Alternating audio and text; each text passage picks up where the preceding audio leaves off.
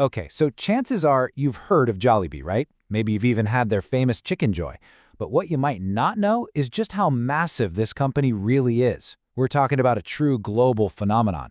But it's not just about the crispy chicken. There's this whole other side to their story, a story about conquering your home market in a way you won't believe, and now making some really big promises about their impact on the world. So let's dig in and see what's really going on. So, let me ask you a question. How dominant can one fast food company really be in its own country? I mean, really just own the market? Well, when it comes to Jollibee in the Philippines, their answer is a lot. And trust me, the numbers here are absolutely staggering. All right, let's get right into the numbers because this is where it gets crazy.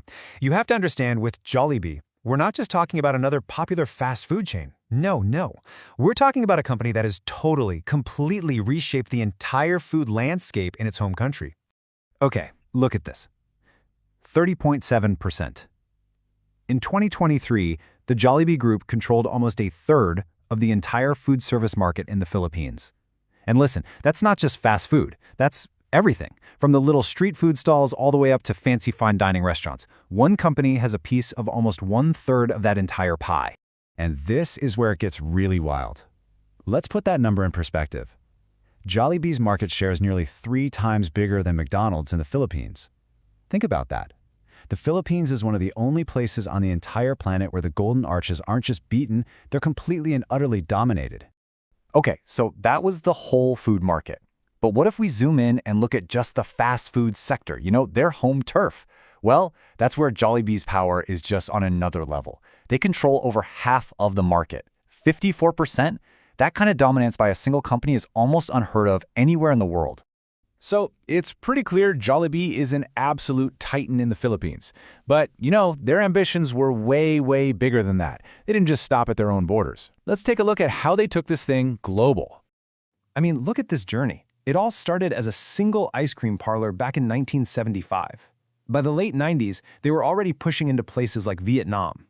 And fast forward to today, we're talking about 19 different brands, more than 9,500 stores spread across 32 countries. It's just an absolutely incredible story of growth.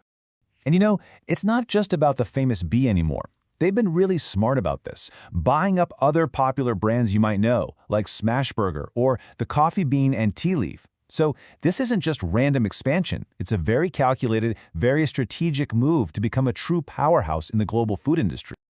Okay, but as they say, with great power comes great responsibility, right? So when you're this big, how do you handle your impact on the world? Well, Jollibee's answer is a big framework they call Joy for Tomorrow, and it's basically their roadmap for a more sustainable future. And their CEO put it pretty directly. They said, and I'm paraphrasing here, hey, we're one of the fastest growing restaurant companies in the world, so we know we have a huge role in making a positive impact. I mean, they're not hiding from it. They're owning up to the fact that their size demands responsibility. It's a pretty bold statement, and it really sets the stage for some ambitious goals. So this Joy for Tomorrow thing, they've broken it down into 4 key pillars: food, people, planet, and governance. Let's quickly run through what they're actually promising to do for each one. All right, so those are the pillars: food, people, planet, governance. Sounds good, right? But what does that actually look like day to day? Let's dig into their sustainability report and see the promises in practice. And we'll start with their commitment to people.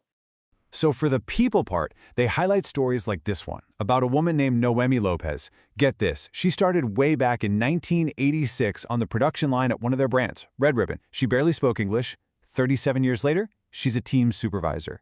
Jollibee really points to stories like hers as proof that, hey, we're serious about giving our employees a path to grow. And they've actually given this a name. It's their Joy for All vision.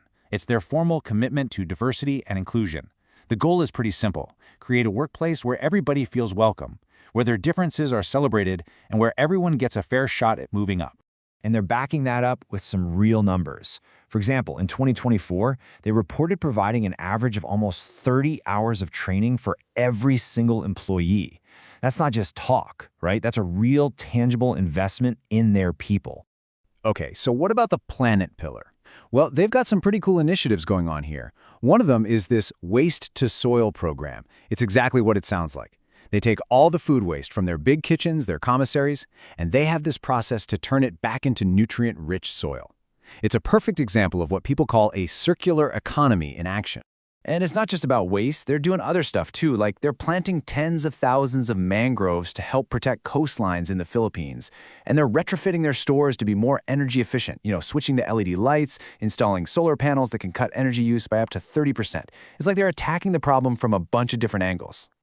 And then there's the food pillar. For them, this is all about what they call responsible sourcing. Basically, they've identified 6 key ingredients or materials in their supply chain that they need to be extra careful about. We're talking about the big ones: poultry and eggs, palm oil, beef, packaging, dairy, and coffee. They're focused on making sure all of that comes from more ethical and sustainable sources.